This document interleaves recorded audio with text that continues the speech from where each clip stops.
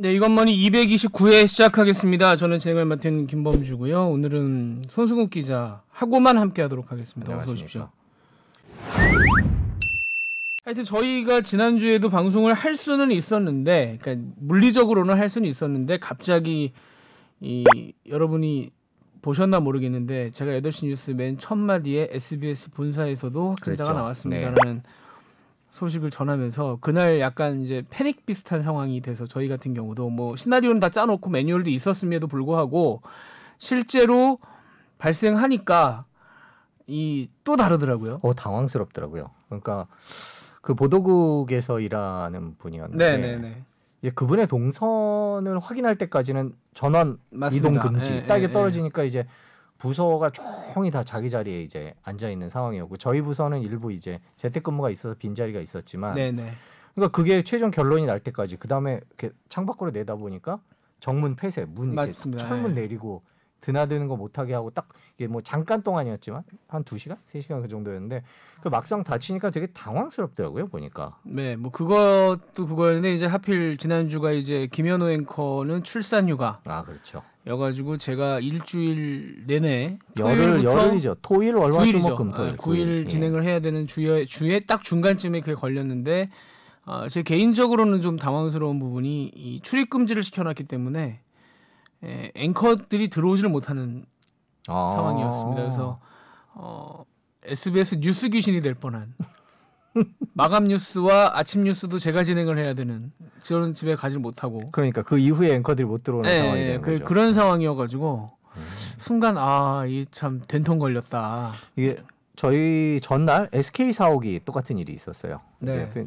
순간적으로 이제 폐쇄가 되고 뭐 청소를 하고 이랬었는데 다들 한번 그렇게 겪고 나면 다들 깜짝깜짝 놀래고, 네. 그다음에 사무실 내에서 이렇게 왜 사람들이 여러 종류가 있지만 특별히 신경 안 쓰셔서 주변을 약간 눈살 찌푸리게 하시는 분들이 있잖아요. 뭐 중요해 뭐 이런 분들, 그런 분들도 이제 다시 마스크를 제대로 착용하고 그런 효과는 있었다고 하는데 저희도 약간 그랬던 것 같아요. 네, 그래서 근데 다행히도 몇 시간 만에 이제 저희 양천구 보건소에서 뭐 굳이 그렇게까지 할 필요는 없다 뭐 이래가지고 풀리는 일이 있어서 주변 분들 다 음성 나왔고요. 네네네. 그래서 정상화가 됐는데 어쨌든 지난주에는 그래도 다들 또 집에서 근무를 하시는 분들이 워낙 많았어가지고 회사 전체가, 그래서 지난주는 저희가 녹음을 하지 못했습니다. 오늘은 권혜리 기자가 저희가 지금 또 수요일날 원래 녹음을 했어야 되는데 제가 재택근무에 걸렸고 다음 주도 제가 수요일날 또 재택근무에 걸려가지고 못 나옵니다. 그래서 재택근무요? 네. 좋으시겠어요. 그것도 애매하더라고요. 그러니까 또 역시 모든 게 사람은 자기가 겪어봐야 아는데 여기서 나불나불 재택근무가 어제네 저전에 떠드는 거 하고 막상 자기가 재택근무를 하게 되니까 느낌이 다르고. 어떤 면에서요? 제가 예전부터 약간 꿈이랄까요? 그런 게 서재 같은 걸 좀 멋들어지게 꾸며놓는 그런 꿈이 있었습니다만 여건이 그게 쉽지는 않잖아요. 그러니까 방 하나를 완전히 오롯이 자신을 제가 위한 책을 방으로 읽고 할 수 있는 방으로 만들어 놓는다는 게 물리적으로 어렵기 때문에 이게 얼렁뚱땅 애 장난감 방 겸 책방 겸 이렇게 만들어 놨는데 이제 그 자리에 앉아가지고 노트북을 펼쳐놓고 뭔가 일을 하려고 하니까 집중이 잘 안 되더라고요. 이 환경 자체가. 그래서 다시 한번 물론 그 자리에 그렇게 진득하게 앉아가지고 뭔가 하는 것 자체가 몇 달 만이고, 근데 어쨌건 간에 그렇게 하다 보니까 이것도 좀 아닌 것 같고 저것도 아닌 것 같고 요것도 좀 손봐야 될 것 같고 되게 좀 많이 눈에 거슬리더라고요. 그래서 이게 이렇게 되면은 일단은 저희가 이제 집 얘기도 많이 했습니다만은 인테리어라든가 집 관련한 부분에 있어서 정말 신경을 많이 쓸 수밖에 없겠다. 요새 오늘의 집이라는 그 앱을 거의 젊은 세대들은 들어가서 어마어마하게 물건을 산다고 하더라고요. 인테리어 물건들이나 이런 걸 어마어마하게 산다고 하던데 진짜 이 집 가꾸는데 신경이 쓰이겠구나 집에 있으면. 특히 저희 같은 경우에는 저희뿐만 아니라 다들 화상회의 이런 거 많이 하잖아요. 네네. 그러니까 이게 사실상 스튜디오를 하나 만들어야 되는 상황인 그런 것도 있죠. 경우도 있어요. 그걸 보면 요즘 조명도 많이 팔리고 왜도 유튜브 방송용 조명 밑으로 쏘는 조명 그런 거 있죠. 저희 이제 방송탕에서 알지만 조명도 한번 뒤에서 쏴줘야지 또 그런 것도 있죠. 앞에서 한번, 뒤에서 한번 3개짜리 세트. 근데 회의는 어차피 아는 사람들끼리 하는데 그때 조명을 쏴본들 이미 알고 있는데 가오죠. 예, 잘 나오잖아요. 네. 이렇게 자기가 뿌듯한 네. 그런 건데 저는 이제 저희 거실이 약간 서예처럼 저는 해놨는데 근데 책을 배경으로 하면 책 내용 무슨 책인지가 보이거든요.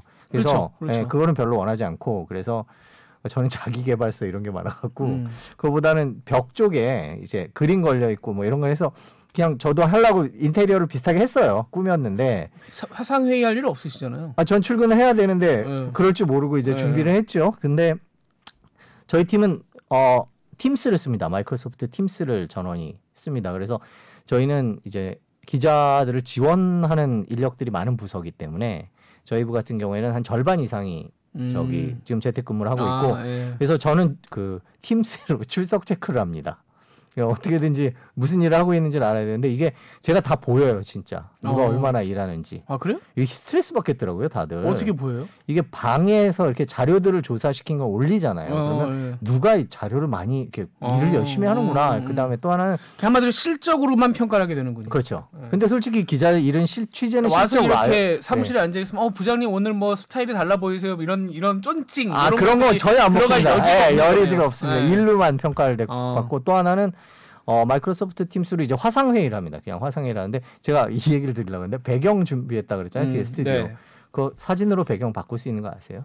아, 그래요? 그러니까 제가 파리 연습 저는 열대 해변으로 바꿔놓겠습니다. 거기 되게 기존의 백도 있는데 그거 말고 자기 사진으로도 돼요. 그래서 에펠탑 띄워놓고 막 이러다가 그게 가짜라는 게 들통이 나잖아요. 그래서 제가 찍은 사진 중에 또 헛소리인데 베르사유 궁전 안에 그 실내를 찍은 게 있어요. 전시된 그거를 배경으로 해놓으면 저희 집 같아요. 약간 의자도 있고 뭐 약간 뭔 소리 하는 거예요? 갑자기? 아니 뭐 하여튼 그래서 그런 배경을 뭐로 정할까 갖고 한 30분쯤 고민하고 뭐 그런 게 있긴 해요. 근데 화상회의를 하면 약간의 딜레이가 있고 누가 말할지에 대해서 약간 손드는 기능이 있거든요. 손들면 그 사람은 이렇게 주변에 내가 말할 거예요. 이렇게 테두리가 쳐지는데 그럼에도 불구하고 아직 익숙치 않아서 업무 능률은 떨어지는 것 같긴 해요. 아무리 팀스를 쓰던 뭐 슬랙을 쓰던 다 마찬가지인 것 같고 그게 젊은 사람이든 나이 든 사람이든 그런 차이가 있는 것 같진 않아요. 그러니까 저희도 20대 인턴들이나 뭐 이런 친구들이 화상회의가 편하다고 얘기하진 않고 그러니까 번갈아가면서 출근을 하니까 어제 어땠니? 그러면 좀 다 애매하다. 자기가 얘기해야 되고 뭐 이런 것 잘 적응이 안 된다 그러는데 그러니까 누가 익숙하냐의 문제인 것 같아요. 근데 맡은 모르겠어요. 그 업무에 따라서는 재테크만 하루 해놓고 말이 더럽게 많아지는데 맡은 업무에 따라서는 저는 이게 훨씬 더 효율이 높을 수도 있겠다. 그러니까 제가 9시부터 근무를 시작한다고 치면 진짜 출퇴근 시간 먼 분들 같은 경우는 출근하다가 지친단 말이죠. 제가 그 말한 그 20대 그분이 양주에서 힘드네요. SBS까지 왕복 4시간이에요. 그러니까 4시간 조금 안 되는데 그러니까 그 시간을 버는 거죠. 벌죠.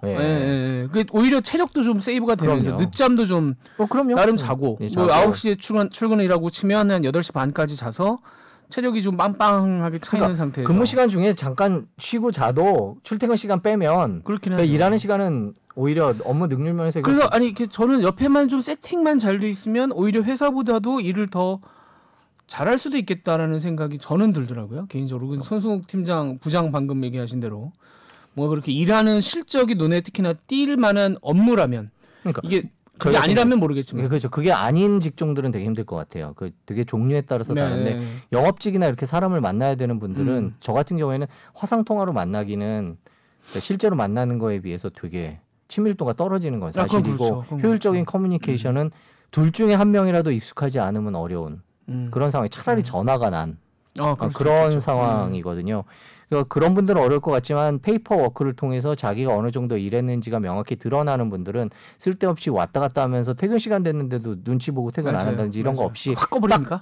예? 확 꺼버립니까? 그러진 않더라고요. 그러진 않은데 뭐 제가 아주 꼼꼼하게 원래 이제 제가 가능하면 초록불이 들어오고 안 되면 빨간불이 들어오고 이런 것들이 있는데 그거를 체크하진 않아요. 근데 이제 엄하게 하는 데는 그런 걸 체크하겠죠. 그러면 딱 이제 퇴근이면 연락 안 되므로 딱 어웨이라는 그걸 딱 눌러버리면 나 나갔어 이런 뜻으로 자기 의사를 표현할 수 있는 거고 요즘 같은 이제 저는 이게 뭐 팀스를 쓰던 슬랙을 쓰던 뭐 아니면 다른 돈 내는 또 그런 것들이 있더라고요. 뭐가 될지 모르겠지만 어느 회사가 빨리 익숙해지느냐가 근데 관건일 것 방금 같아요. 뭐 손석 기자 얘기를 들으면서 든 생각인데 뭐 회사 차원에서의 문제도 있을 수 있는데 예를 들면 개인 차원에서도 더 잘 적응해서 예를 들면 대면 업무를 해야 되는 것임에도 불구하고 둘 중에 하나라도 어색하면 힘들다고 하셨지만 오히려 이 어떤 시스템을 잘 활용해서 남보다 더 뭐 예를 들면 설명을 잘하거나 뭔가 자기의 실적을 더 홍보를 잘하거나 뭐 이럴 수 있는 능력만 있다면 그것도 나름 또 새로운 시대에 도움이 되겠다라는 생각도 여러 가지로 그런 것 같아요. 여러모로. 뭐 공부를 하고 연구를 하면 충분히 우리 중계차랑 약간 비슷해요. 왜 앵커가 뭐 손승욱 기자 네. 뭐 그러면 뭐 얘 어디 나와 있습니다. 그러면 뭐 손석 기자 사고 친 게 생각나서 갑자기 웃습니다. 아 중계차. 네, 중계차 예는 잘못 드신 것 같습니다만 말씀하시죠. 벌써 이제 20년이 된 20년이 된 아직도 네이버에 남아 있지 않습니까? 없습니다. 네이버에 없습니다. 내렸습니까? 없습니다. 네? 자세한 얘기는 하지 않겠습니다. 근데 내렸구나. 없습니다. 근데 인권 뭐 문제를 들어서 내려달라고 했습니까? 아니면 뭐 어떤... 정말 옛날 사고죠. 중계차 사고. 네, 말씀하세요. 네. 예. 근데 그 약간 엉킬 때가 있잖아요. 앵커랑 말이. 이게 뭐냐면 맞아요. 앵커가 말하고 있는데 자기가 대답할 때도 맞아요. 있고 둘 다 얘기 안 할 때도 제일 있고. 대표적인 경우가 누구 기자라고 불러서 어딥니다라고 대답을 하기로 돼 있었는데 안 돼 있었는데 예를 들면 누구 기자 했는데 저쪽에서 대답을 한다거나 네, 어디에 나와 있습니다. 근데 앵커는 얘기를 하고 있다거나 그러니까 그 부분이 제일 엉킬 가능성이 높죠. 간단히 이제 시청자분들에게 설명해 저희가 두 종류가 있죠. 손승욱 기자 그러면 뭐 서울역에 나와 있습니다. 이거랑 그다음에 손승욱 기자가 서울역에 나가 있는데 뭐 어떻죠? 그럼 바로 내용으로 들어가는 두 가지가 있는데 두 가지가 있죠. 요게 사인이 안 맞으면 서로 둘 다 말하거나 그럴 수 있죠. 아니면 뭐 서울지검 중앙지검에 나와 있습니다라고 대답해야 되는데 기자 가만히 있는 쳐다본다거나. 쳐다보고 그럼 어색하죠. 한 3초간 쳐다보고 있어서 이거 뭔가 문제가 생겼구나라고 해서 앵커가 얘기를 하는데 저쪽에서 같이 동시에 말을 하죠. 그런 경우도 생기죠. 이렇습니다. 그게 화상회의가. 이게 요거를 극복하면 제가 볼 땐 요걸 극복하고 그런 것에 그냥 말 엉키는 거에 익숙해지면 괜찮은 것 같아요. 저희가 지금 하루에 한두 번씩 계속 화상회의를 하는데 하다 보면은 조금씩 나아지는 것 같기는 해요. 익숙해지는 거에 문제인 것 같아요. 저도 뭐 다음 주에 또 한번 재택을 하게 되는데 솔직한 심정으로는 한번 해보니까 제가 맡은 업무에 있어서는 저는 재택이 더 낫더라고요. 제 개인적으로는 제가 맡은 업무에 있어서는 앵커 말고요.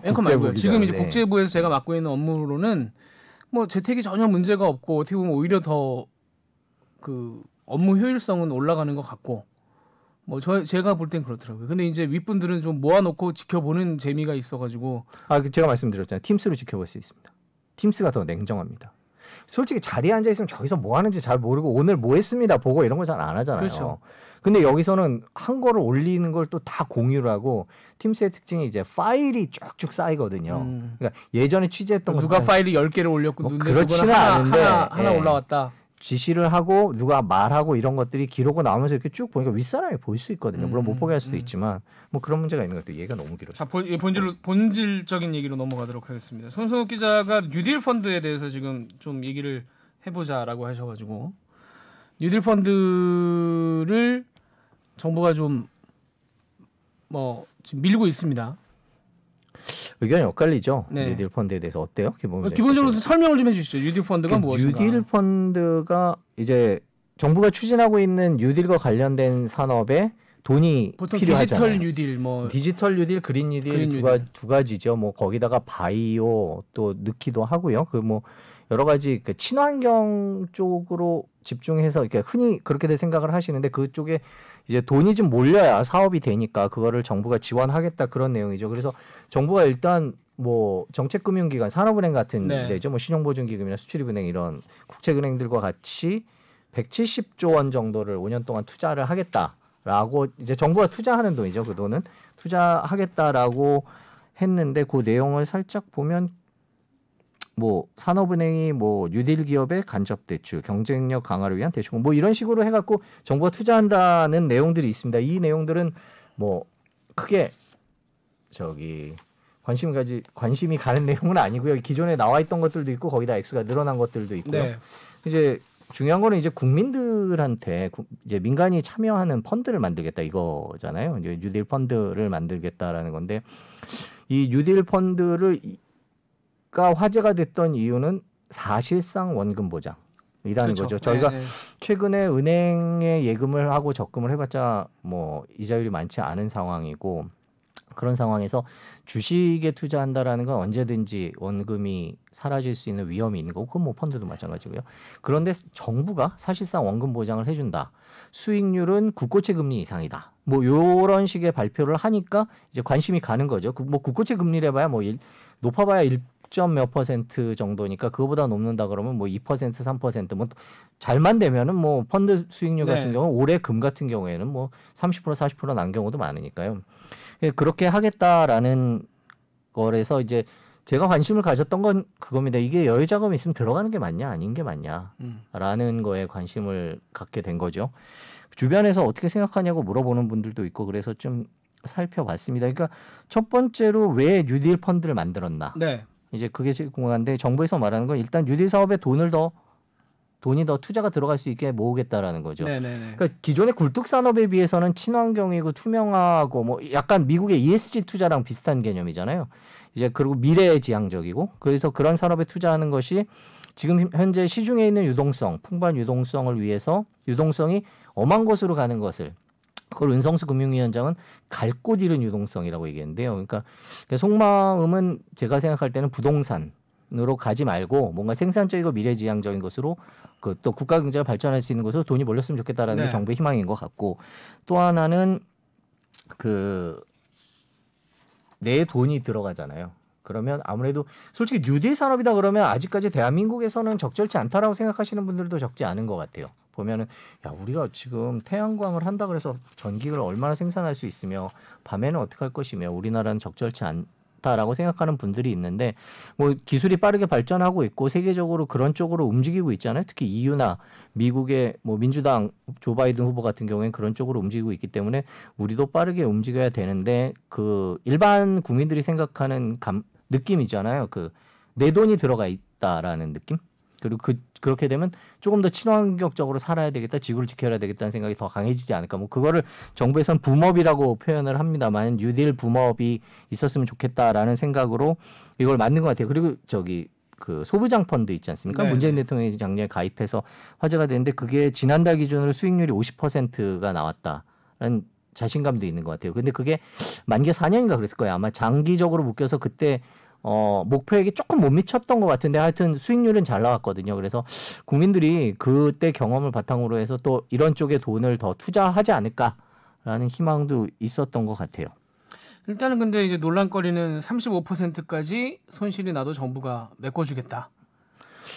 이제 원금 보장이라는 부분. 원금 보장은 원금 보장을 할 수 있는 거냐? 아 그건 안 되죠. 원금 그러니까 보장은 불법이죠. 네, 원래 가능한 거냐라는 부분에 있어서 정부가 35%까지 정부 재정으로 빵꾸가 나면 메꾸겠다라는 쉽게 말씀드리면 그런 아이디어인데 그게 이제 모펀드 자펀드 개념인데, 그러니까 후순위 개념이고 뭐 여러 가지 설명을 하는데 그냥 간단히 설명하면 손해 나면 정부 거부터 까겠다. 그런 거죠. 네, 그 얘기죠. 그게 정부 돈 들어가는 비중이 35% 정도로 생각하고 있습니다. 그러니까 전체 20조를 모으겠다. 그러면 7조는 정부나 정책금융기관들이 하고 나머지 65%를 민간에서 하는 거니까 그렇게 하겠다라는 거고 원금 보장이라고 단언을 할 경우에는 명백히 현행법 위반이기 때문에 사실상 원금 보장은 약간 편법이죠. 그럼 앞으로 다른 은행에서 사실상 원금 보장이라는 표현을 써도 되느냐 이런 논란도 있기는 하지만 여하튼지 간에 정부가 뉴딜과 관련된 분야에 대해서 확고한 의지를 갖고 있고 그것에 대해서 온 국민이 함께 했으면 좋겠다라는 의지를 표현하기 위해서 이제 그런 걸 쓴 건데 논란이 있습니다. 원금 보장. 펀드는 위험을 감수할 수 있는 거죠. 물론 이게 그럴 가능성은 거의 없습니다만은 35% 밑으로 떨어질 경우에는 원금 보장이 안 되는 거죠. 근데 이제 펀드를 만들 때 보통 안전한 종목들을 몇 개 끼워서 넣기 때문에 거기까지 떨어질 가능성은 그렇게 크지 않은 것 같고요. 보면. 그래서 결론은 뭡니까? 손승욱 기자는 가입할 겁니까? 안 할 겁니까? 가입할 거다 안 할 거다 말하기는 조금 이른 것 같은 게 구체적인 상품들이 조금 그렇죠. 상품 내용을 봐야 되는데 대략적인 지금까지 나온 걸로 봐서는 어떻다고 생각해요? 이게 오래 묶여 있을 수밖에 없습니다. 올해 폐쇄형으로 7년까지 최장 뭐 길게는 7년까지. 그럴 수 있고 물론 이렇게 펀드들이 여러 가지가 있을 거기 때문에 좀 고민을 해봐야 되겠습니다만은 오래 묶여 있는데 뉴딜이라 그러면 묶어놓을 돈이 있으면 들어갈 것 같아요. 근데 예전에 ISA인가요? 그 오래 묶어놔야 되는 계좌가 뭐였죠? ISA가 아니라 그 금감원에서 했던 계좌 세금 혜택 주는. 근데 저는 그 이름이 갑자기 생각나는데 저는 오래 묶이는 거에 대해서 약간 부담감이 있어요. 그래서 제가 할지 안 할지는 모르겠지만 이게 종류가 몇 가지인데 오늘 거래소가 한국거래소가 뭘 내놨는데 네. 분야 이거에 바로 호응해서 무슨 지수를 발표를 했어요. 그래서 배터리 분야, 뭐 무슨 바이오 분야, 뭐 그래갖고 뉴딜 지수라는 걸 만들겠다고 적어놨는데 뉴딜 지수라는 걸 만들어 놨는데요. 그러니까 배터리, 바이오, 인터넷, 게임 4개 분야를 갖고 그 지수를 만들어서 ETF를 만들겠다. 네. 그렇게 만들어. 그러니까 하여튼 이런 쪽으로 돈이 모이게 하겠다라고 했는데 그 선정된 회사들을 보면 좀 사도 괜찮겠다라는 생각이 들기는 해요. 저는 그런 거 같아요. 그래서 정부가 이게 크게 정책이 펀드가 3가지지 않습니까? 네. 이런 지금 방금 우리가 말한 정책 펀드가 있고 그다음에 인프라에 투자하는 인프라 펀드가 있어요. 이건 이제 세제 혜택이 장점이다라고 얘기하는데 그거 말고 민간 펀드가 있습니다. 이게 민간 펀드가 뭐냐면 민간 펀드들 중에 그 정부가 추구하는 것과 같은 방향으로 투자를 하는 펀드를 만들면 그거를 지원해 주겠다. 뭐 약간 이런 식의 펀드예요. 그러니까 그런 펀드 같은 경우에 종목에 따라서는 투자하는 종목에 따라서는 뭐 오래 묵히지 않을 수도 있으니까 투자할 수 있다라고 생각을 하거든요. 최근에 반대로 얘기하면 민간 뉴딜 펀드 같은 경우는 굳이 그러면 정부하고 같이 들어갈 이유도 없죠. 이렇게 뭐 근데 투자하는 설정된 투자하는 분야나 PF를 만들거나 이럴 때 정부가 이제 지원을 해준다는 거거든요. 아니, 이렇게 그거는. 설정된 뭐 비슷한 바운더리, 비슷한 설정이 있는 펀드들이 또 있을 테니 굳이 뭐 정부와 같이 들어가서 이렇게 민간 뉴딜 펀드라는데 넣어야 될 이유도 아니 예를 들면 세제 혜택이나 세제 원금 혜택은 보장. 인프라 펀드에만 있어요. 예, 근데 있잖아요. 원금 민간 뉴딜 사실상 펀드는 세제 원금 혜택이 보장. 없습니다. 아니 근데 민간은 그건 없잖아요. 원금 보장은 때문에. 없죠. 예, 그건 없는 거죠. 그러니까 민간 펀드 같은 경우에 손해 볼 가능성이 있죠. 특히 우리나라 같은 그럴 수 경우에는 있죠. 네. 아직 태양광이나 뭐 예를 들면 정부가 말한 데이터 센서, 클라우드 센터 같은 것들이나 이런 것들이 아직 수익을 내기에는 좀 이를 수도 있거든요. 물론 뭐 대기업 네이버나 카카오나 뭐 다른 배터리 예를 들면 LG화학이나 뭐 이런 데가 포함되어 있기는 하겠지만 펀드 종류에 따라서 그런 거 있죠. 그러니까 민간 펀드 중에 앞으로 이런 식으로 뉴딜 펀드로 약간 성격을 바꾸는 펀드들도 나올 수 있거든요. 미국 같은 경우에 그 최근에 CNBC가 보도를 그럴 수 했었는데 있겠죠. 네. ESG와 관련된 예를 들면 환경이나 투명한 지배 체제나 뭐 이런 거에 적합한 기업들에 투자하는 ESG 펀드 같은 경우에 올해 1조 달러가 1조 달러가 넘었고 특히 4월부터 6월 사이에 크게 투자액이 늘었다는 거. 그런 분위기를 타서 미국의 한 30개 ETF가 이름을 바꿨대요. 그러니까 우리는 이제 그런 쪽을 친환경으로 한다. 아니면 투명한 기업으로 한다. 그래서 그거를 거기서 그런 표현을 그리닝이라는 표현을 쓰더라고요. 그걸 뭐라 그래요? 녹색화? 초록화? 뭐 네네. 약간 그런 거들. 그러니까 실질적으로 그렇게 하는 펀드들이 미국에서도 올해 많이 나왔거든요. 그러니까 아마 그것 때문에 우리나라도 이런 민간 펀드 지원 정책이나 이런 것들을 내놓지 않았을까. 다른 펀드들이 이런 쪽으로 투자를 하고 있고 전 세계적으로 우리나라도 하지 않을까라는 측면에서 그 민간 펀드도 이 정부 대책 중에 포함시키지 않았나 그렇게 생각을 해요. 그러니까 정부가 뭐 전에도 저희가 몇 번 말씀드렸습니다마는 단순히 무슨 투자처를 개발하고 거기에 돈이 지금 부족한 것 같아서 이렇게 한다기보다는 몇 번 말씀드렸습니다마는 그래서 집을 안 사면 뭘 할 건데라는 그 질문에 대한 일종의 또 답을 만들어야 하는 그렇죠. 고민이 있기 때문에 지금 뭐 미국도 그렇고 다시 돈을 엄청나게 풀어대고 있는 상황에서 전 세계적으로 이 자금이 넘치는데 우리만 뭐 쫀다고 해서 될 것도 아니고 지금 특히나 그 연준 같은 경우도 미국의 연방준비 연준 같은 경우도 인플레를 용인하겠다. 약간 좀 어느 정도 일정 수준의 인플레가 올라가는 것까지 용인하겠다. 진짜 세게 나오는 거죠. 그 얘기라는 거는 이제 결과적으로는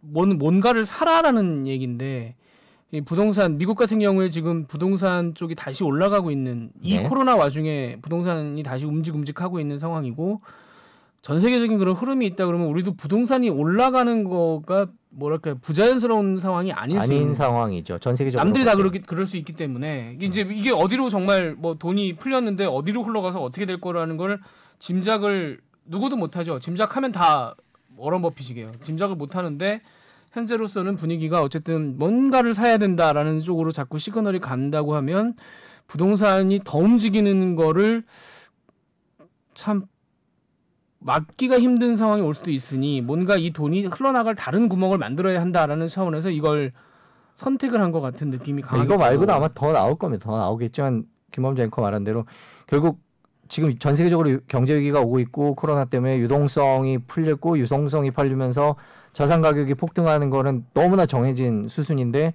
전 세계적으로 지금 주가는 좀 오르고 있지 않습니까? 물론 어제는 폭락을 했습니다만은 주가가 오르고 있고 말씀하신 대로 부동산 거래량, 그 부동산과 관련된 온갖 거래들 앞으로 예상되는 거 미국에서 다 그런 미국뿐만 아니라 유럽은 좀 그런데 미국은 그런 현상이 나타나고 있기 때문에 지금 부동산 가격을 잡기 위해서 대책을 내놓고 매주 부동산 시세에 관심을 쏟고 있는 상황에서 문재인 대통령이 작년 방법이 8월에 없죠. 예. 그 들었던 펀드에 5천만 원을 넣었는데 말씀하신 대로 50%의 수익률을 기록했으니까 한 2,500 벌었네요. 네, 그렇죠.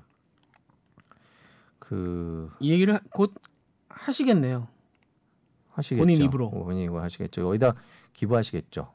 뭐 기부를 네. 하시겠지만 아니, 아닐 어쨌든 수도 있지만 이거 어차피 뭐 기부하면 더 이제 아름다운 의미가 모습이 되는 있겠죠. 건데 어쨌든 내가 이렇게 해서 이렇게 수익이 났으니 여러분도 이렇게 펀드 드시라 이런 얘기를 아마 하지 근데 않을까. 거기 있는 우리나라 주력 기업들과 과연 이 뉴딜에서 말하고 있는 그런 것들과 얼마나 그 비슷하다고 봐야 할지 이쪽이 경쟁력이 물론 있습니다. 배터리 뭐 이런 것들은 있고 전기차, 수소차도 뭐 금방 물론 이제 뭐 외국기 훨씬 앞서 있고 뭐 앞서 있지만 쫓아갈 수 있는 여력들이 있고 뭐 지리적으로 친환 에너지나 뭐 이런 재생에너지나 이런 것들은 한계가 있지만 열심히 쫓아갈 수 있는 그런 분야이긴 한데 그만큼의 성과를 낼 수 있을지 이게 단기적으로 성과를 내기는 솔직히 좀 어려울 수도 있거든요.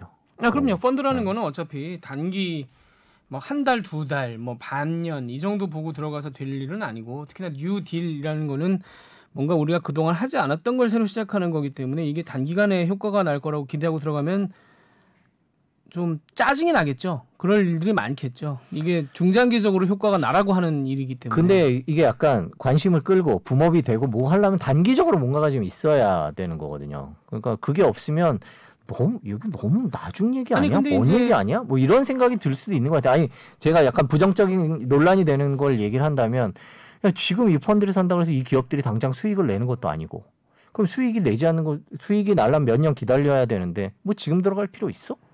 뭐 이제 이런 생각들을 하실 수도 있는 대목이 있긴 있는 것 같아요. 그 수익률이나 이런 거 특히 올해 수익률 괜찮은 것들이 저점에서 샀을 경우에 있기 때문에 그런 전반적인 자산 가격 폭등 상황에서 이런 것들이 얼마나 매력적일까는 조금 더 지켜봐야 될 것 같고 그래서 일부 언론이나 뭐 일부에서는 혜택을 조금 더 줘야 되는 거 아니냐라는 얘기를 하기도 하는 것 같아요. 뭐 이제 설계를 하다 보면 하면서 어떤 과정이 들어가겠지만 지금 나오는 얘기만 가지고는 어쨌든 간에 일단 원금이 보장된다.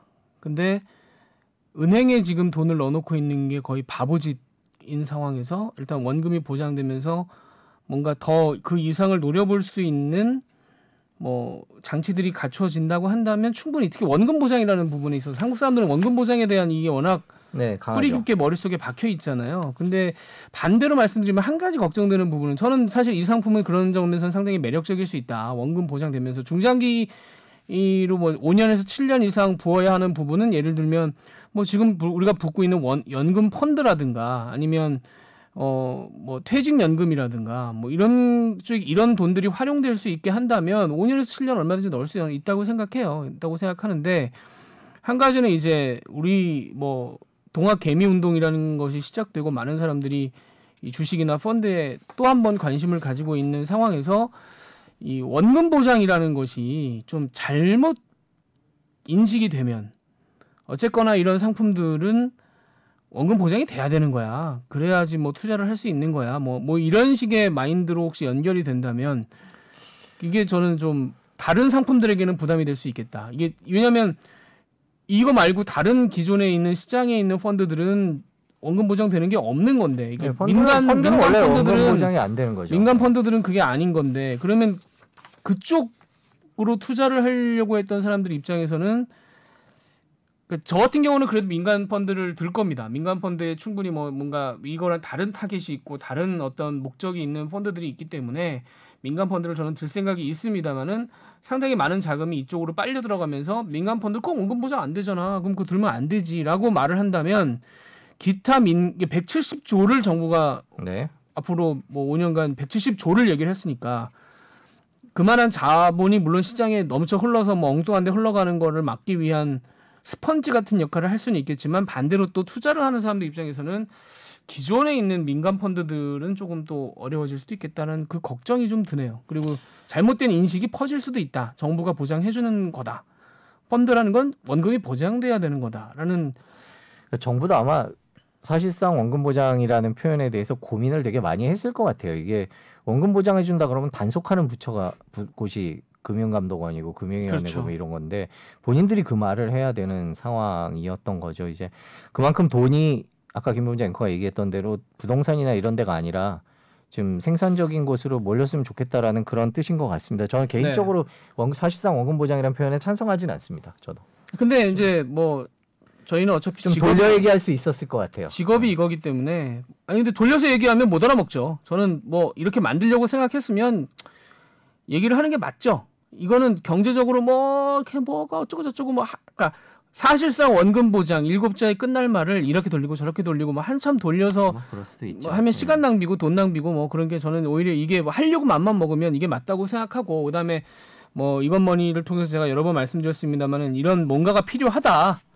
국민들에게 뭔가 이 다른데 부동산 말고 다른데 돈을 넣어서 그만큼의 수익을 낼 수 있으니 굳이 집 안 사셔도 지금 안 사셔도 된다라는 얘기를 할 만한 뭔가가 있어야 되고 정부가 만들어야 된다. 근데 이렇게까지 과격하게 만들 줄 몰랐고 뭔가가 있어야 된다는 얘기는 저희가 누누이 말씀드려 왔기 때문에 뭐 이 원칙적인 취지에는 찬성합니다. 원칙적인 취지. 뭔가 이렇게 금융적으로 풀어보자. 부동산이 아니라 금융으로 풀어보고 국민들에게 희망을 주고 뭔가 기대를 줄 수 있는 뭔가 금융상품을 만들어보자라는 원칙적인 취지에는 찬성하면서 이런 걱정이 있다라고 덧붙인 거고 뭐 그런 점에서는 이게 단순히 이제 어떤 큰 구상을 만든 거고 손승욱 기자가 이거 살 거야 안 살 거야 물어봤더니 아직 구체적인 게 나오지 않아서 말을 못한다고 얘기했을 정도로 아직은 딱 눈에 띄게 뭐가 보이지는 않기 때문에 이렇게 큰 돈을 가지고 과연 무엇을 할 것인가를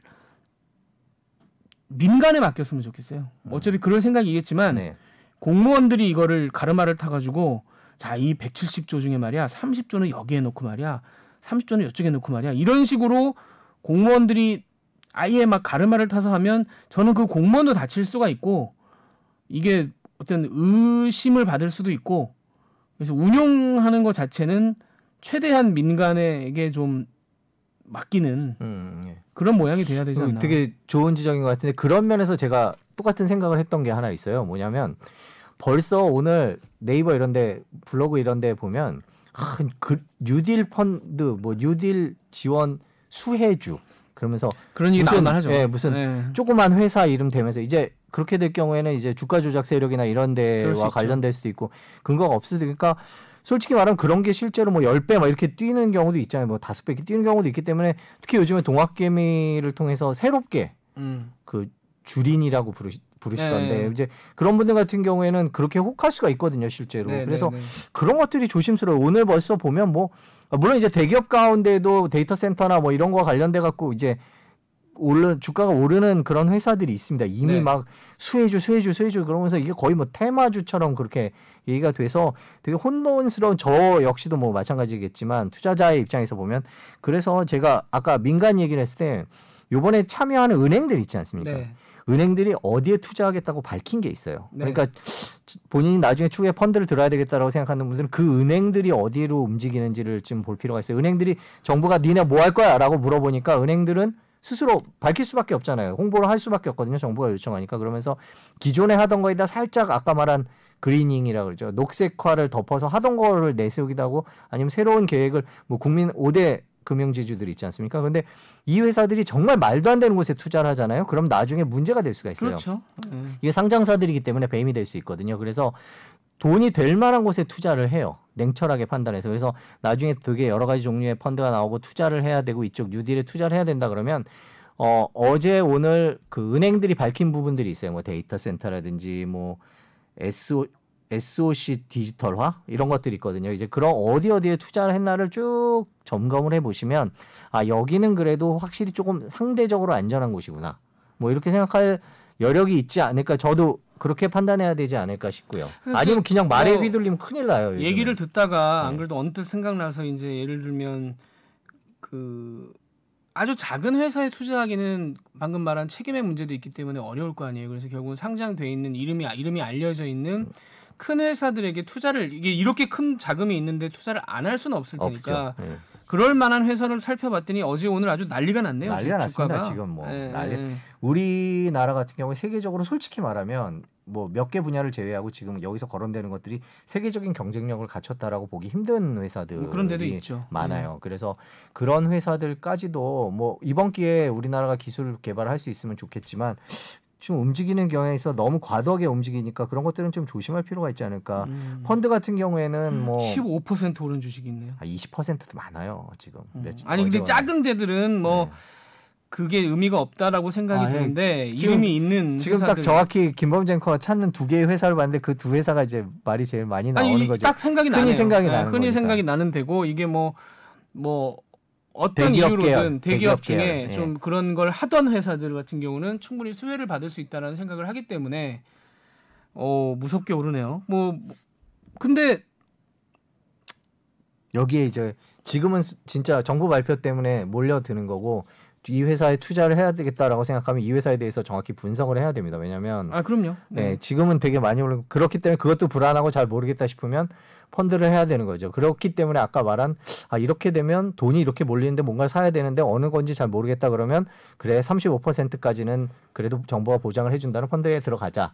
이런 결론을 정부는 기대하고 있었던 게 아닌가 싶기도 하고요. 근데 이제 이런 기사 끝에 항상 이런 얘기들 끝에 기사들이 항상 좀 약간 걱정하는, 약간 고민하는 이런 톤으로 가게 마련인데 저는 사실 그런 기사를 별로 좋아하지는 않습니다. 뭐 어쨌든 이렇게 하기로 했으면 최대한 잘 되도록 옆에서 좀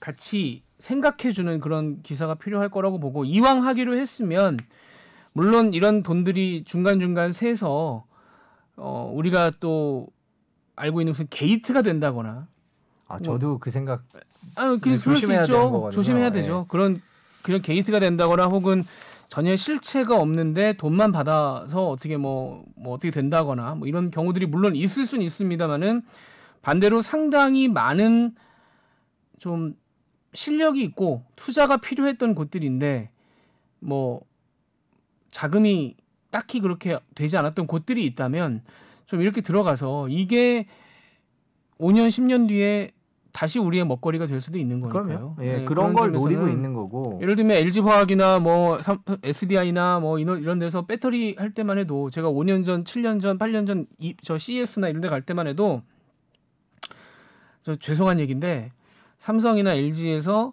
배터리 관련해서 뭔가 말을 할 게 있으니 잠깐 기자간담회 하시죠. 그러면 기자들이 안 갔어요. 배터리 지금 찍을 거 많은데. 뭐 배터리 가지고 지금 여기까지 와가지고 서울에서 얘기합시다. 뭐 할 얘기 뭐 있습니까? 뭐 그때만 해도 배터리라는 것이 휴대폰 뒤에 들어가는 정도로 생각했죠. 뭐 용도가 그게 제일 뭐 부가가치가 높고 돈 많이 버는 거였기 때문에 그때만 해도 잘 만드세요. 알았죠? 그냥 요 정도. 뭐 접히는 배터리 나오게. 그 나중에 실제로 양산하면 그때 얘기합시다. 뭐 약간 이런 식. 그 실험실에서 접히는 거 만드는 거 누가 못 만들어요. 막 약간 이런 식의 뉘앙스였는데 어느 순간 대한민국을 대표하는 진짜 중요한 산업 중에 하나가 된 것처럼 어쨌든 170조라는 돈이 들어가게 되면 뭐 톡까놓고 말해서 뭐 1조, 2조 뭐 그 이상 셀 겁니다. 안 셀 수는 없겠죠. 근데 주력이 배터리 같은 주력이 뭔가 그걸로 양산이 될 수 있어서 한 5년 뒤 10년 뒤에 그때 그 정책을 가지고 삐딱하게 보기도 했었고 뭐 우리가 맨날 이럴 때마다 나오는 얘기가 경부고속도로 예잖아요. 네. 삐딱하게 본 사람도 있었고 뭔가 뭐 문제제기를 하는 사람도 있었는데 그때 그거 하길 잘했네. 라는 얘기가 나올 수 있게. 그렇게 되려면 돈을 넣는 지금 계획은 섰으니 이 돈을 정말로 어떻게 효율적으로 뿌릴 것인가에 대한 고민도 함께 진짜 좀 민간과 함께 정부 주도형이 아니라 여기서부터는 정말 민간과 함께 머리를 맞대서 좀 남은 이 정권의 1년 반 이상이죠. 한 1년 9개월 좀 잘 좀 하고 넘어갔으면 하는 생각이 듭니다. 그러니까요. 개인적으로. 진짜 배터리 얘기할 때 그걸 느끼는 것 같아요. 진짜 배터리 각 기업들이 미친 듯이 투자할 때 네네. 우리는 진짜 핸드폰 아니면 전기자동차 정도 생각을 했죠. 근데 네. 지금은 이제 만일에 태양광 발전을 집이 일반 가정이나 건물들이 하게 되면 밤에 태양광이 없을 때 저장해야 되는 배터리니까 이제 배터리가 물론 종류 ESS 같은 그런 배터리들이 정말 건물마다 도시마다 거기에 있어야 되는 상황이고 지금 배터리를 그래서 뭐 소금으로 만드는 구글 X 프로젝트부터 시작해서 배터리 산업이 엄청 맞습니다. 이 정도까지 커질 줄 정말 몰랐잖아요. 이제 그런 것들을 계속 만들어갈 수 있는 기회가 될 것 같아요. 오늘이죠. 어제 거래소가 뉴딜 지수라는 걸 네, 아까 얘기했는데 그 회사 이름을 제가 지금 적어놓은 걸 찾았는데 네네. 보니까 LG화학, 삼성 SDI, 뭐 SK도 있고 뭐 누구나 다 뭐. 삼바, 셀트리온, 삼성바이오로직스, 셀트리온, 네이버, 카카오, NC소프트, 넷마블. 그럼 뭐 근데 이런 것만 사놓으면 떨어지진 않을 것 같은데. 지정을 하지 않아도 누구나 사고 싶어 하는 주식이네요. 제가 뭐 이걸로 원금 보장하진 네, 않겠습니다만은 이걸 원금 보장할 필요가 없는 거 아닌가라는 생각도 갑자기 들기도 하고. 또 근데 또 부침이라는 게 있으니까. 부침은 항상 있죠. 그러니까 우리가 항상 잘 나간다라고 했던 기업들이 5년 뒤에 보면 또 안 그런 경우들이. 배터리 3사가 모두 잘 나갈 거다라고 장담할 수도 없는 거고 삼바와 셀트리온이 다 잘 나갈 거다라고 장담할 수도 없는 거니까 그건 뭐 변동이 있겠습니다만 일단 우리나라 주축 사업들인데 아직도 더 발전할 만한 가능성이 많은 분야긴 해요. 그럼요. 배터리든 뭐 태양광이든 최근에 아주 뭐 아직 상용화되지는 않았습니다만 태양광 패널에 대한 외국 기사를 제가 우연히 봤는데 저기 식물이랑 비교하더라고요. 엽록소 얘기를 하면서 이게 엽록소의 효율에 따라가고 있다 뭐 이런 얘기까지 나올 정도로 최근에 엄청나게 그리고 비용도 이제 태양광이 비싼 건 은 때문인데 그 패널에 들어가는 은값도 많이 올랐잖아요. 근데 그 은을 줄이는 기술을 뭐 그래갖고 이게 돈 된다 그러니까 전 세계가 덤벼들고 있더라고요. 근데 앞으로 여지가 더 많으니까 우리가 지금 이거 지금 삐딱하게 보시는 분들 중에 대표적으로 말씀하시는 분들이 이런 거예요. 우리가 세계에서 지금 엄청 뒤처져 있다 이거는. 그래서 이게 쫓아가기 힘들 수도 있다라는 얘기를 하시는데 물론 지금 상황은 힘들긴 한데 뭐 배터리나 이런 거 하는 거 보면은 또 따라갈 수 있거든요. 최근에 뭐 현대차가 전기차로 급선회하면서 평가가 달라지고 있듯이 거기도 자율주행과 관련돼서 뭐 요즘에 안 된다 싶으면 외국 회사 사겠다 뭐 이러면서까지 적극적으로 나오고 있으니까 그렇게 부정적으로 볼 건 아닌 것 같은데 살 거냐 너 뉴딜 펀드에 투자할 거냐라고 묻는다면 상품 좀 보고 결정하겠습니다. 그거는 그렇죠. 그거는 어떤 상품을 들어갈지는 근데 이제 전체적인 맥락을 봤을 때는 안 들어가면 바보긴 하죠. 네, 펀드인데 원금 보장을 해준다는데 안 들어가는데 안 들어가는 건 바보긴 하죠. 바본데 지금 벌써 막 주식시장에 이게 수혜줍니다, 저게 수혜줍니다, 막 그런데 막 이런 것들 저런 것들 들어가는 펀드면은 별로 거기다 발을 담그고 싶지 않다는 생각이 들고. 이미 그렇게 해서 실제로 그 내년에 펀드가 출범해서 들어갈 정도가 됐을 때는 그 주식들이 또 고가가 돼서 그러니까요. 그럴 수도 있죠. 그건 이제 상품을 잘 고르긴 해야 되는데 원칙적으로 봤을 때는 뭐 매력적인 건 맞고 아까도 이제 잠깐 말씀드렸던 거를 하나 좀 더 추가를 하자면 이 삐딱한 기사들이 있습니다. 삐딱한 기사들이 아니 있는데 뭐 충분히 정부가 앞으로 보완해야 될 점이기도 하고요. 그건 할 수 있죠. 그러니까 이제 이게 옥석이 좀 그 비판, 지적도 옥석이 구분돼야 되는데 사실은 제가 몇 번 토론을 했습니다만은 이런 게 나오면 항상 이렇게 뭔가 뭐 이런 문제가 있고 저런 문제가 있고 이런 문제가 있어라고 써줘야 뭔가 제대로 된 기사를 쓴 것 같고 우리가 언론으로서 역할을 한 것 같고 뭐 이렇게 생각하는 곳들이 굉장히 많고 뭐 그런데 이제는 시청자 혹은 독자들이 뉘앙스를 알아채는 것 같아요. 그렇게 약간 삐딱하게 일부러 뭐 훈장질하는 이거 아닌 것 같고 하지마 뭐 이런 거랑 근데 옳은 방향이고 열심히 했으면 좋겠고 뭐 이러면서 이제 응원하면서 뭔가 훈수를 두는 뭔가 이런 것도 있지 않느냐라고 제안을 하는 이런 거는 이제 좀 구분을 하는 것 같아요. 그래서 언론해 주세요. 그건 구분해 주세요. 언론의 입장에서도 한번 고민을 해봐야 될 포인트라고 저는 생각이 듭니다. 그 부분에 있어서는. 이 정부의 펀드 발표를 삐딱하게 보기 시작하면 10분 계속 얘기할 수 있거든요. 하지 말아야죠. 한마디로 그렇게 얘기하면. 뭐 정부가 왜 이걸 하냐부터 시작할 수 있겠죠. 그럼 정부가 하는 건 사실 좀 일반적이지 않죠. 일반적이지. 그 생각이 왜 안 나죠? 일반적이지 않습니다. 근데 제가 이 코너를 통해서 계속 주장을 했던 거라 저는 그 말을 할 수 없어요. 저는 사실은 이렇게 아까 말씀드렸지만 이렇게 과격하게 할 줄 몰랐는데 이런 걸 정부가 해야 된다라는 얘기를 사실 몇 년 전부터 주장을 해왔던 사람이기 때문에 왜냐하면 민간에서 아직은 대한민국 금융업 자체가 민간에서 이렇게까지 뭔가 하기에는 제약도 많고 뭐 제가 볼 때는 상상력이나 아이디어를 가지신 분들은 많은데 그걸 구현하기가 힘든 정부처럼 이렇게 사실상 원금 보장이라는 멘트를 칠 수가 없는 네, 그렇죠. 뭐 여러 가지 제약들이 있기 때문에 민간에서 못하는 상황이라면 정부가 그리고 그걸 지금 확 풀지 못하는 상황이라면 정부가 나서서 이렇게 하는 건 나쁘지 않죠. 정부가 보장을 해준다는 거를 뭐 삐딱하게 보면 한두 끝도 없이 삐딱한 네, 거지만 그 경제 위기가 오고 이렇게 유동성이 풀리면서 자산 가격이 폭등하면 자산을 갖고 있는 사람들의 부는 늘어나는데 자산을 그 갖고 부분이 있지 고민이죠. 않은 사람들의 부는 제자리거나 줄어들면 죽었다 깨어나도 나는 펀드 살 돈이 없다라고 말씀하시는 분들도 많기도 해요. 네, 그 정부 입장에서는 빈부격차라는 게 앞으로 계속 제가 최근에 어디서 들었는데 빈부격차가 계속 커지고 늘어나고 있지 않습니까? 잠깐 줄어들었던 게 미국 대공황 때 자산 가격이 하도 폭락해갖고 그때 조금 떨어졌던 걸 제외하고는 그 이내 다시 회복이 됐죠. 그 유동성이 풀리면서 그래서 이내는 아니구나. 몇 년 걸려서 회복이 됐죠. 그래서 지금도 계속 자산 가격이 폭등하면서 격차가 커지고 있는 상황에서 어디에 투자해야 될지 모르는 분들도 많습니다. 그러니까 경제 공부를 열심히 하고 그래도 어디에 투자할지 잘 모르고 그리고 벌써 나왔듯이 뭐 수혜주 그러면서 여기 투자하면 그래서 얼마 모은 돈들 또 다 날리기도 하고 그런 상황에서 그 은행에 넣어놓자니 인플레이션 물론 요즘에 인플레이션 높지 않습니다만은 장기적으로 볼 때 은행에 넣어놓는 게 과연 돈을 버는 거냐에 대한 회의도 있고 뭐 그런 상황에서 정부가 미래지향적인 산업에 투자할 테니까 원금 보장 사실상 이 정도까지 원금 보장을 하고 정부가 뭐 백조 원이 넘는 돈을 투자해서 이 산업을 살리겠다라고 얘기를 하면서 일종의 가이드라인을 주면서 이렇게 끌고 가는 것도 나쁘다라고 보기는 힘든 것 같아요. 아무 일반적이지 않기는 하지만 뭐 이런 전략을 구사해 보는 것도 정부의 여러 가지 정책 방향 중에 하나로서는 괜찮지 않을까라는 게 지극히 개인적인 생각이에요. 오늘 시간이 좀 됐으면 사실 재난지원금 까지 가야죠. 예, 여기서 더 재난지원금으로 저도 할 얘기 굉장히 많았고 뭐 비판도 좀 할 부분이 있었고 어떤 개인에 대해서는 뭐 좀 그랬는데 이 시간도 얼마 없는데 짧게 누구를 비판했다가는 또 맥락상 오해를 살 수도 있어서 다음 주에 권혜리 기자 모시고. 네, 권혜리 기자가 오늘 사실 취재를 나갔습니다. 금요일이라서. 근데 제가 뭐 경제부장도 매일 뵙니다마는 아침에 그렇게 일찍 나왔는데 늦게까지 일을 시키는. 인력이 없는 본인이 거. 좋아하는 구석도 있어요. 제가 사실은 뭐 우리가 여기 빠지면 안 된다고 그렇죠. 빠지면 안 되니까 권혜리 기자 얘기를 좀 하고 넘어가죠. 일 욕심이 너무 많습니다.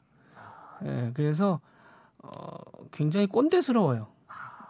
근데 일 욕심 많은 게 위에서 보면 되게 좋을 거 아니에요? 아이고 위에서는 너무 좋죠. 위에서는 너무 좋죠. 근데 이제 제가 말하는 일 욕심이 많다라는 부분은 이런 얘기까지 해도 되나 모르겠는데, 그러니까 뭐 편집한다 치고 한번 얘기해 보세요. 적절한 수준에서 본인의 어떤 체력, 에너지 뭐 이런 걸 고려해서 일 욕심을 거기까지 가야 되는데 어떤 경우는 권혜리 기자는 그게 넘어가 버리는 경우가 있어요. 너무 일 욕심 많아요. 진짜 제가 본 우리 회사 기자 중에 일 욕심 많은 거로는 한 탑5에 들어가는. 근데 일 욕심 많은 걸 위해서 볼 때는 그냥 좋지만 옆에서 지켜보는 입장에서는 이게 뭔가 캐파를 넘어가는 느낌이 들면 걱정이 되는 거죠. 저렇게까지 일 욕심을 체력적인 면도 부리지 않는 것이 어떻게 보면 이 어떤 질적 차원에서는 유지가 될 텐데 지금 선배들이 걱정하는 토크죠. 이거는 씹는 게 아니라 까는 거기도 합니다. 뭐 까는 거기도 한데 권혜리 기자가 여기까지 안 들을 것 같아가지고 끝까지는 안 올 것 그러지 않을까. 앞부분 듣다가 자기들 얘기만 하네 이러고 이제 안 듣고 방심하지 않을까. 뒤에 숨겨놓는 겁니다. 그래서